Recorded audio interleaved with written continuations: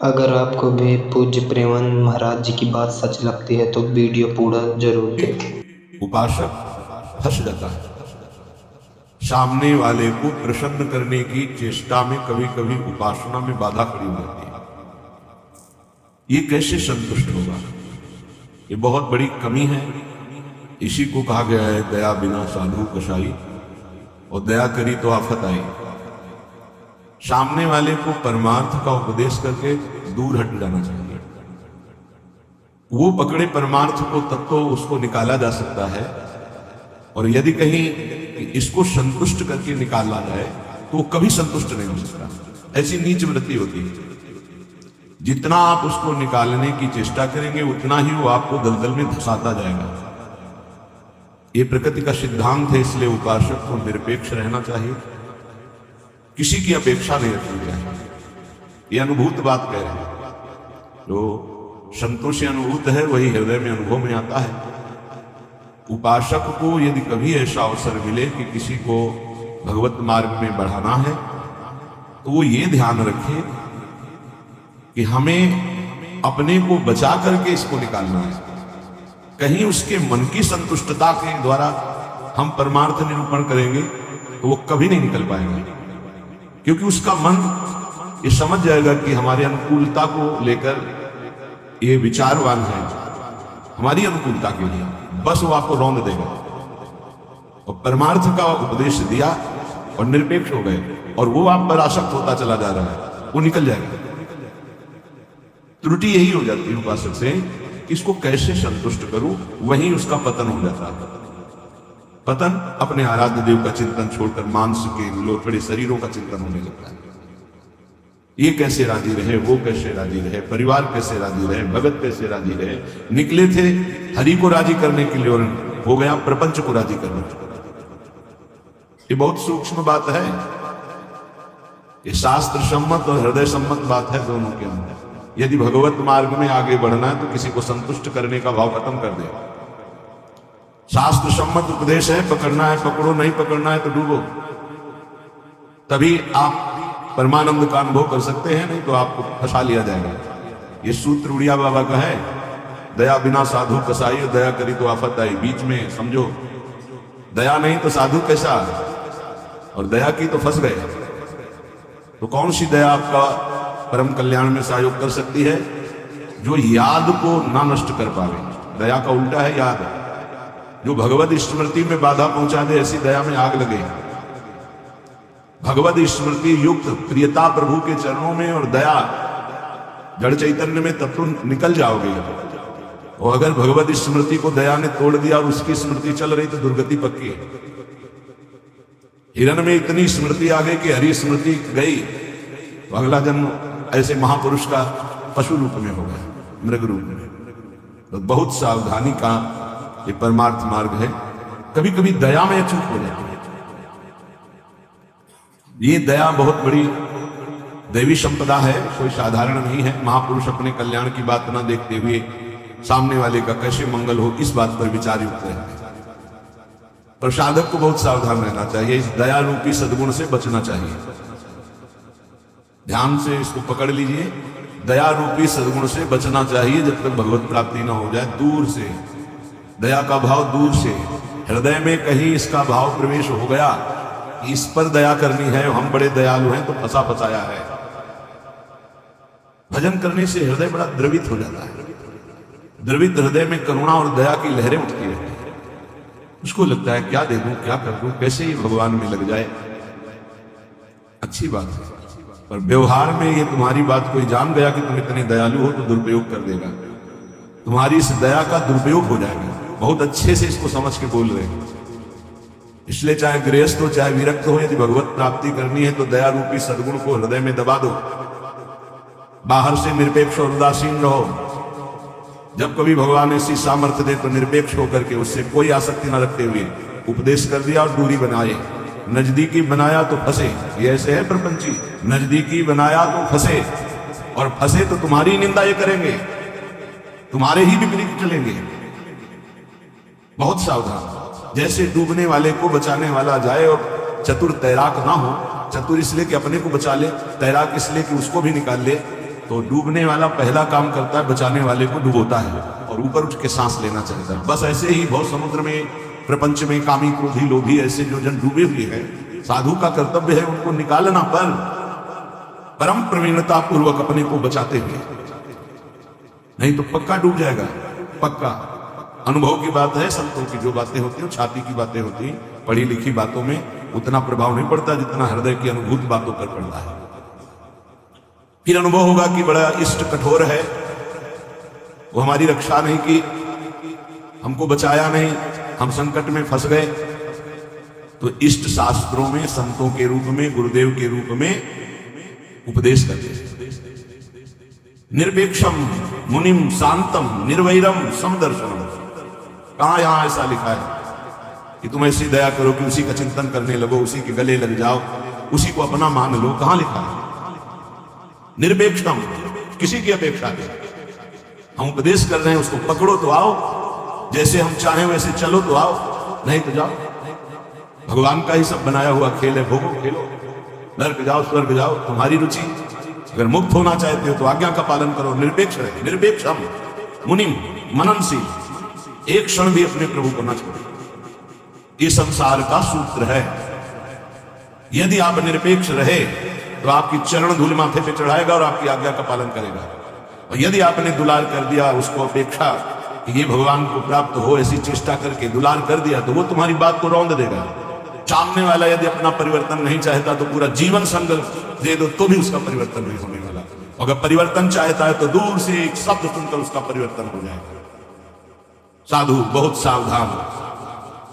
बड़े बड़े जो संत अनुभव करके बोल गए हैं वो अपने अनुभव से बोल रहे हैं, अपने हृदय की बात बोल रहे हैं। आप पकड़ लोगे तो आपका चिंतन नहीं बर्बाद होगा, वो अनुभूत बात आपको माया से बचा लेगी। सदैव अपने इष्ट देव के विचार में रहना चाहिए। भूल ये हो जाती है कि उसे प्रभु न मानकर उसका कल्याण करने का ठेका ले लेते हैं। हम इसका उद्धार कर सकते हैं, भूल हो गई। हमारे प्रभु आए शिष्य का रोन करते हुए, स्वांग करते हुए, तो स्वांग मात्र करना गुरु का असली बात नहीं है। गुरु शिष्य एक ही परमात्मा तत्व विराजमान है, असली बात है। ये भूल हो जाती है। कैसे ये संभले, कैसे ये दुखों से निवृत्त हो, कैसे भगवान को प्राप्त हो। थोड़ा बस उसके अनुकूल हो गए, वो तुम्हारी हर बात रौंद देगा, तुम्हें सेवक बना देगा, अपना गुलाम बना देगा। मान लेना, हमारी बात दिमाग में लिख लेना। एक साधारण विषयी आदमी तुम्हें अपना गुलाम बना सकता है। कैसे? उसकी अनुकूलता को यदि तुमने परोसा, बस वो तुम्हारी आज्ञा का उल्लंघन कर देगा। ऐसे सात्विक जन बहुत कम होते हैं जो ये बात सोचे कि किसी की तरफ देखते नहीं, किसी से बोलते नहीं। इन्होंने हमारी तरफ देखा, हमसे बोले, बात किया, अहो भाग गया। यह हम अपने अनुभव की बात और संतों के अनुभव की बात कहते हैं जो माया मुक्त है। किसी को उपदेश देकर निरपेक्ष हो जाना, यही उसके कल्याण का स्वरूप है। उसको दुलार करना अपने और उसके दोनों के पतन का रास्ता है पक्का। संसार में कहीं कोई भी यदि भगवत मार्ग में चलना चाहता है तो शब्द पकड़कर निकल जाएगा माया से। और अगर गुरुजनों के, महापुरुषों के वचनों को नहीं माना तो हम लौट जाएं उसके चरणों में, हमारे ऊपर से खेले, तो भी वो कल्याण को प्राप्त नहीं हो सकता, क्योंकि वो वचन का पालन नहीं करता। गुरुजनों का उदास रहना हमारे लिए अत्यंत आवश्यक है, क्योंकि जब वो उदासीन होकर तिरछी चितवन से देखते हैं, हृदय थर्रा जाता है और धर्म पूर्वक चलता है। और जब गुरुदेव मुस्कुरा देते हैं तो उसका उल्टा फल होता है, हमें गर्व हो जाता है और हम उनकी आज्ञा का उल्लंघन कर देते हैं। ये संसार सदगुरु स्वरूप है, ये पूरे जीवन शिक्षा देता रहता है। इसलिए हम बैरागी, भगवत मार्ग के अनुरागी या गृहस्थ में जो वैष्णवजन हैं, उनको ये जो दूसरों को उपदेश देना, दूसरों के कल्याण का ठेकेदार बन जाना, ये बहुत ही घातक खेल है। प्रवचन करना, उपदेश करना, दूसरों के मन को संतुष्ट करना, ये बहुत ही घातक खेल है भगवत प्राप्ति में। तब तक मुंह नहीं खोलना चाहिए जब तक स्वयं साक्षात्कार भगवान का न कर ले, नहीं तो मिटिया मेट साधना को करने के लिए ये माया प्रपंच बहुत विचित्र है। उस समय आपको अनुभव होगा कि भगवान बहुत कठोर है, हमारी बात नहीं सुनते, हमें बचाया नहीं, इसीलिए पहले भगवान संत और शास्त्रों के रूप में बोल दिए, ऐसा करोगे तो परिणाम ऐसा होगा। सावधान, तब तक कभी किसी को शिष्य ना बनावे जब तक स्वयं भगवत प्राप्त ना हो जाए, तब तक कभी प्रवचन उपदेश ना करे जब तक स्वयं प्रवचन उपदेश का आचरण जीवन में उतर न जाए। जब सामने वाले में भगवान का दर्शन हो तो फिर स्वांता सुखाय तुलसी रघुनाथ गाथा। अपने अंतःकरण में भगवत प्रेम उल्लसित होते हुए भगवत चर्चा, ये आत्मसुख के लिए है। नहीं तो बाधा पड़ जाएगी, पक्का बाधा पड़ जाएगी। इष्ट का चिंतन छूट करके इसको कैसे प्रसन्न करें, इसको कैसे राजी करें, इसको कैसे दुलार करें, बस इसी में अब आप विचार करो। एक संसार त्यागी वैरागी भगवान के मार्ग का पथिक प्रपंचित शरीराभिमानी भोगी विषयी पुरुषों के संतुष्टता के लिए वो विचारवान हो गया। ये विचार गलत। तुम्हारे विचारों का उनके विचारों में प्रवेश हो जाए और वो तुम्हारे विचार में मगन रहे, तब उनका कल्याण होगा। तुम अपने विचारों को दबाकर उनके विचार में मगन हो गए, तुम्हारा पतन हो जाएगा। इसीलिए प्रचार प्रसार के लिए सिद्ध पुरुषों का अधिकार है। श्री वृंदावन दास जी महाराज विचारत ऐसे ही दिन जा, रात दिन इसी विचार में मगन रहोगे। श्यामा श्याम का नाम, श्यामा श्याम का रूप, श्यामा श्याम की लीला। कब मिली हो ब्रज जीवन प्यारे, गोरे सावल गात, विचारत ऐसे ही दिन जात। उपासक का कैसे दिन जाता है, कैसे रात जाती है? विचारत ऐसे ही दिन जात, कब मिली हो ब्रज जीवन प्यारे, कब मिली हो, कब मिली हो, विचारत ऐसे ही दिन जात, कब मिली हो ब्रज जीवन प्यारे, गोरे सावल गात, विचारत ऐसे ही दिन जात। कब मिलोगे? इतने दिन हो गए अभी तक साक्षात्कार नहीं। आज का दिन गया, आज की रात गई, फिर दिन आया, प्रभु कब मिलोगे, कब मिलोगे?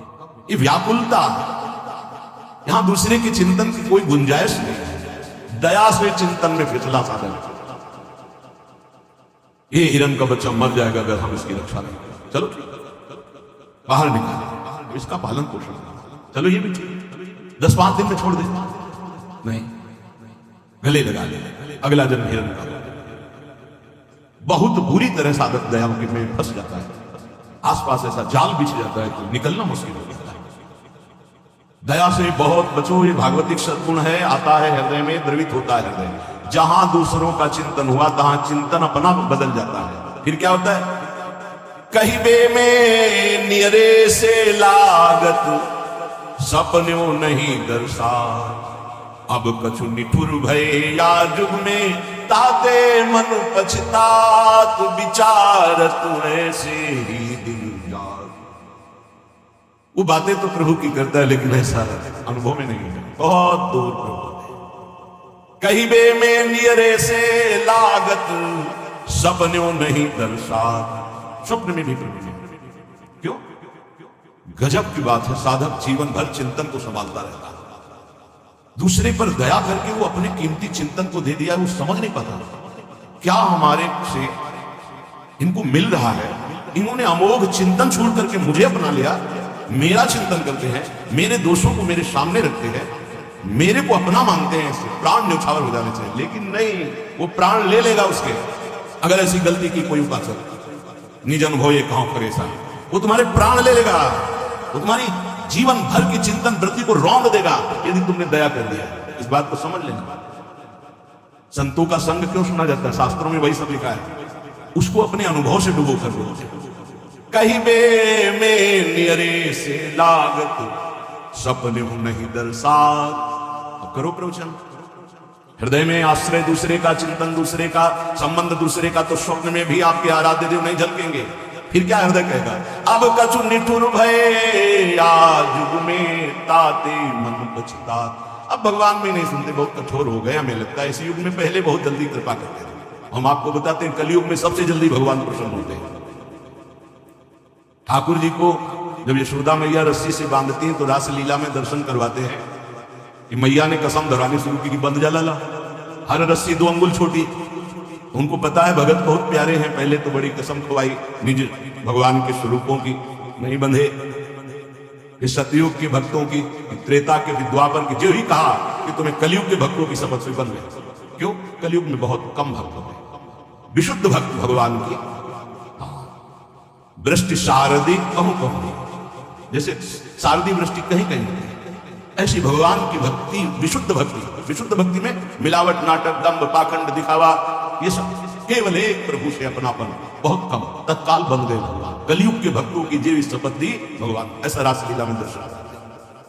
कलयुग में बहुत जल्दी भगवान का साक्षात्कार होता है, पर बड़ा कठिन है अपने मन को समेटकर प्रभु में लगाना। करुणानिधि के ही भांति कहावो, सुनत नहीं सकुचा। एक बात मान लेना, हमारे प्रभु तक आवाज उसी की पहुंचती जिसका केवल प्रभु से संबंध है। अगर दूसरा कोई है तो आवाज नहीं पहुंचेगी, तुम्हारे हृदय में ही बैठेंगे, नहीं सुनेंगे। आवाज पहुंचती है जब केवल प्रभु रहते। जैसे द्रौपदी जी, जब तक कोई और था, अपना बल था, तो आवाज नहीं निकली। क्या द्रौपदी जी के हृदय में भगवान का चिंतन नहीं होता क्या? महाभारत में लिखा है जो ही दुशासन आया तो भगवान का चिंतन चल रहा था, क्योंकि महाभागवत में कोई ऐसा नहीं कि श्री कृष्ण का विस्मरण था, लेकिन बल था पांडवों का, बल था औरों का, पुकार नहीं हुई, पुकार नहीं हुई। महाभारत प्रसंग में पढ़ के देख लेना, जो ही दुशासन गया उस समय द्वारिकाधीश भगवान के चिंतन में बैठी थी, क्योंकि रजस्वला थी, बल था। ये सभा में ले जाएगा 5 पति हैं, भीष्म आदि महापुरुष, आश्रय अन्य होने के कारण वो केवल अंदर चिंतन चल रहा था, पुकार नहीं हुई थी। बहुत सावधानी से समझने का विषय। जब सब बल छूट गया तब उन्हीं का जो हृदय में चिंतन हो रहा था, जो ही पुकार हुआ तो चमत्कार हो गया। वस्त्रावतार भगवान का हुआ, इसलिए करुणानिधि है, पर वो सुनेंगे नहीं जब तक आपका कोई और है। ये बहुत जल्दी फोन नंबर लग जाता है हमारे ठाकुर जी से। नंबर है एक, बस एक, मेरे तो गिरधर गोपाल, दूसरों न कोई। बात कर लो, सब डिलीट करो। सबकी ममता ताग बटोरी, मम पद मन ही बांध बर डोरी। कनेक्शन, जय जय, तुरंत उत्तर मिलेगा। हाँ बोलो, आपने कनेक्शन ही नहीं फैला। कनेक्शन तो जननी जनक बंधु सुत दारा, कंधन धाम सुरत परिवार। तो इनसे बात करो, हरि से कैसे होगी? हरि से बात करने के लिए एक ठसक हमारे माई श्यामा जी को रहा, एकमात्र प्रियादु से अपनापन, तो अभी बात कर लो। लेकिन धिक्कार है हमारे मन को, हमारी इंद्रियों को, हमारी बुद्धि को बड़े परमार्थ के बहाने से चुराती माया। माया कोई विपक्ष बन के थोड़ी आती है, नहीं तो साधक विपक्ष को पहचान के फौरन अपने को बचा ले, वो भी चतुर खिलाड़ी है, पक्ष बन के आते। हम इसका कल्याण करते हैं, ये हमारी सेवा में, ये इसका मंगल होना चाहिए। मार देगी विपक्ष, सेवा के बहाने से घुसता है और फिर मार देता है। ये बात ध्यान रखो, पकड़ लो हमारी बात को। एक परमहंस जी हमें मिले, वो आर्मी में मेजर थे, बाद में संत बने। बहुत ही अष्टपुष्ट शरीर, हमसे 1 बीता लंबे, भारी त्रिशूल हाथ में रखते थे, गौ रक्षक, हजारों गौओं को ट्रकों से छुड़ाया था। विपक्ष मूड मुड़ा के, सफेद अचला, सफेद ऊपर, साष्टांग दंडवत उनके आश्रम में। महाराज हमारी गौ भक्ति बहुत जो कसाई था, आपका शिष्यत्व स्वीकार करने आए, जो आपका नाम सुना, आपकी गौ भक्ति, उनका भैया बड़े भाग्य हैं आपके, बस हमें केवल गौ सेवा करें। आप अपनी गौ सेवा करो, हजारों लाखों गौ, और इतनी नम्रता 1 साल में की सेवा में आ गया। शरीर सेवा हर बार साष्टांग दंडवत, हर बार जे भी, बस उसने ये वांगा ही रचा था। जे भी शरीर सेवा में आया 2-3 दिन के अंदर, वो रात्रि में दूध लेते थे 2 लीटर गाय का, उसी में जहर, जे भी पिया दूध से तुरंत अंदर, बड़े भागवती थे, तुरंत अंदर आया, तुम्हें जहर दे दिया। बुलाया, कहाँ है वो? गाय 5 लीटर गोमूत्र पिया, हमसे 1 बीता लंबे से, बस उनको यही समझ में, गाय बचा सकते। 5 लीटर जो ही गौमूत्र पिया, 5 मिनट में ही इतनी उल्टियां हुई, सब बाहर। थोड़ी देर के लिए मूर्छित रहे, कोई डॉक्टर की जरूरत नहीं पड़ी और ठीक। एक तो भागवती दिव्य श्रद्धा उनकी, दूसरी गौमूत्र ने उनको बहुत सी उल्टियां करा दी। 5 लीटर ढक्कन, 2 ढक्कन की बात, इतनी गर्मी, 5 लीटर मतलब बार बार उल्टियां, तो सब बाहर निकल गया। और सामर्थ्यशाली भगवत चिंतन परायण गया ना सेवा के निश्चय। विपक्ष कभी विपक्ष बनकर नहीं आता, मित्र बनकर आता है। ऐसे ही साधक पक्का समझ ले, माया विपक्ष, वो मित्र बन करके आएगी, वो आपकी सेवा में से आएगी, हाथ जोड़ के आएगी और रौंद कर पैरों से चली जाएगी। कागज में लिख लो, दिमाग में लिख लो। कैसे जानोगे माया विपक्ष आ गई हमारी सेवा में? जिसके संग से प्रभु का चिंतन छूटे और उसका चिंतन बनने लगे, चाहे जिस भाव से हो, चाहे दया से हो, प्यार से हो, दुलार से हो, किसी बात से हो, बस समझ लेना ये विपक्ष है, अपना पक्ष नहीं।